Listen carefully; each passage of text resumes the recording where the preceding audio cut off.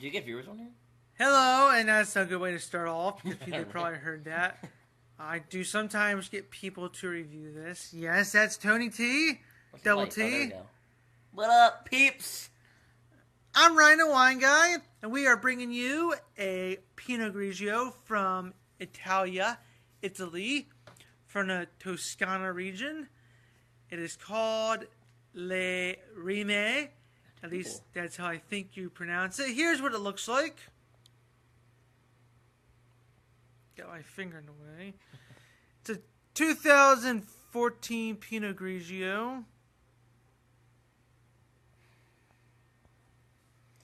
It is from Banfi, who is supposedly the first winery in the world. It's coming in at 12% alcohol by volume, which is typical for Pinot Grigios. Bottled by Banfi, and it's also imported by Banfi Vineyards as well.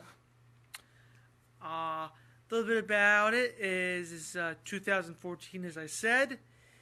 Succulent fruit flavors and crisp freshness distinguish our Le Rime Pinot Grigio. Enjoy as an aperitif or a charming complement to antipasto, pasta, and light meals. Or in our case, by itself. So with that, we're going to take a little bit of sniffing notes. And give you an idea of what we smell. Now, as I've mentioned before, a lot of Pinot Grigios, especially from Italy, are typically pretty neutral. There won't be very much aromas on there, but I am getting sort of light citrus. Yeah, I'm getting that. Like maybe a grapefruit, a little bit of lemon, kind of like a hint of zest on there. Lemon lime, really, but it's very clean smelling, and I don't know if Tony knows what I mean by clean. No. It's not heavy. Yeah. It smells really clean, really fresh. And as you can tell here, it's pretty nice color, pretty really nice golden color in the wine. So that's one thing I like about Pinot Grigios is if they have like a nice yellowish, goldish tint. But here we go on the palate.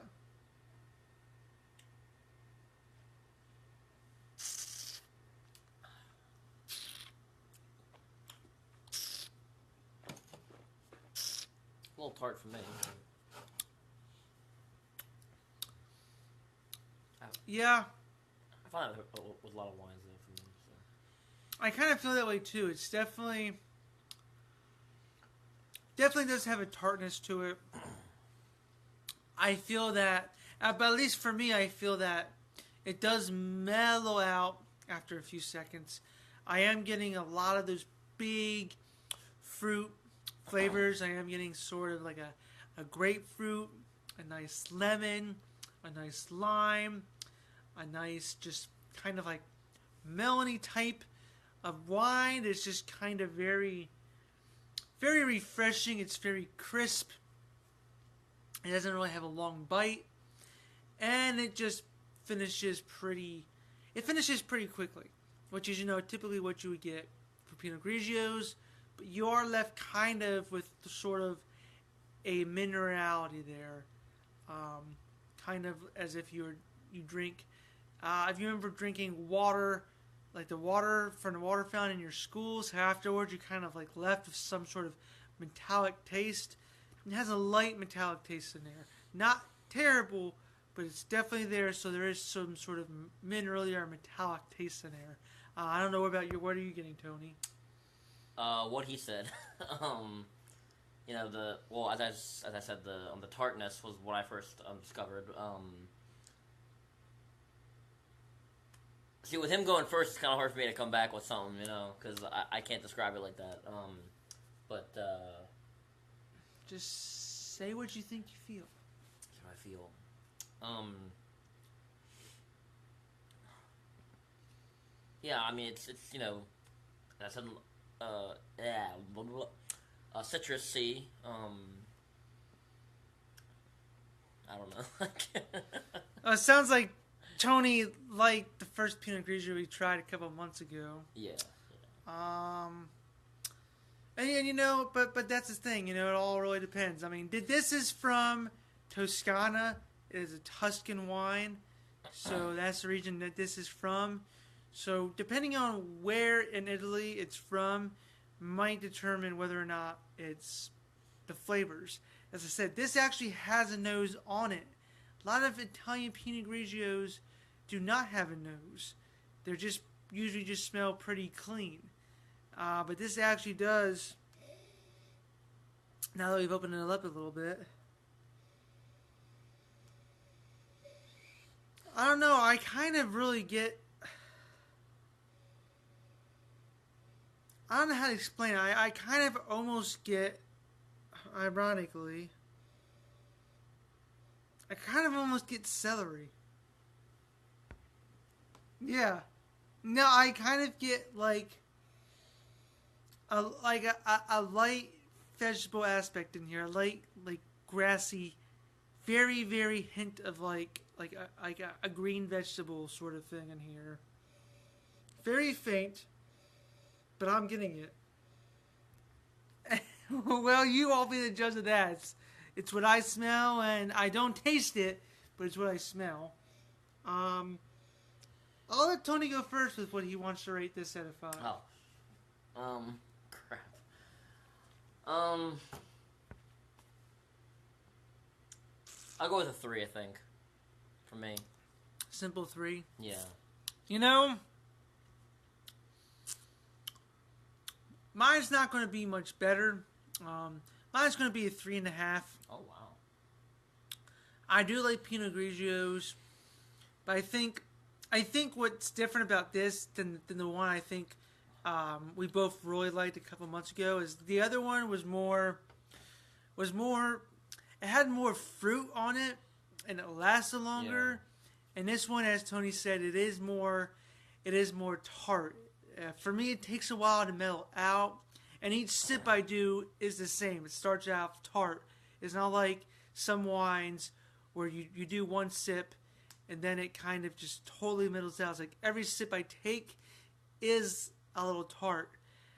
I necessarily don't mind it. It's not terrible for me, but I would like to have it now since it's been now opened up for about 10 minutes. I would like there to be some more basically just fruit flavors. I don't like the fact that it has to take a while for those sort of zesty fruits to come up. And I don't feel like there's any tropical fruits on the palate. I feel like there might be some hints of maybe light pineapple on the nose as well. Now that that's one thing I forgot to mention, but I feel like it's just kind of like a citrus bomb at first, and it's just very citrusy, just like boom, very overpowering, and then it does mellow out, but instead of it, as I said, being that first one sip and then every sip after that, it's just every sip, and I don't like to have every sip just have me go, ooh. So I do give it a 3.5 because I can tolerate it and I like it, but I don't know. This one does kind of disappoint, but I'm still going to drink it all. So he will, yes. I won't. I'm gonna probably give this to him. So, but there you go. More for him. More for me. I mean, we got a whole bottle left, as you can all see. Thumbs in the way again.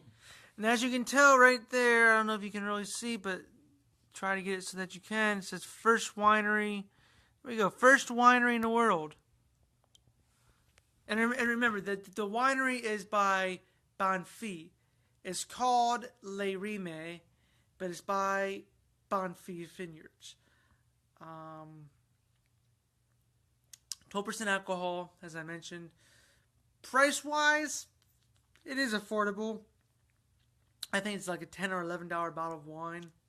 So, you know, for the price, if you are looking for a affordable wine just to kind of lounge around, this is that type of wine. And you know, I'm off tomorrow, so I'll be spending the night here at Tony's. So I mean, in general, this is a good wine just to drink to lounge around.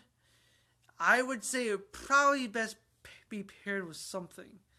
I feel that it could be very, very strong to drink on its own, which is why you get that tartness, which is why it probably recommends that you pair it at least with some sort of meal so that you can sort of get all the different flavors. So don't drink this wine on its own. Maybe if I was pairing this with something, it might get a better rating, but solely by itself, it's a 3.5.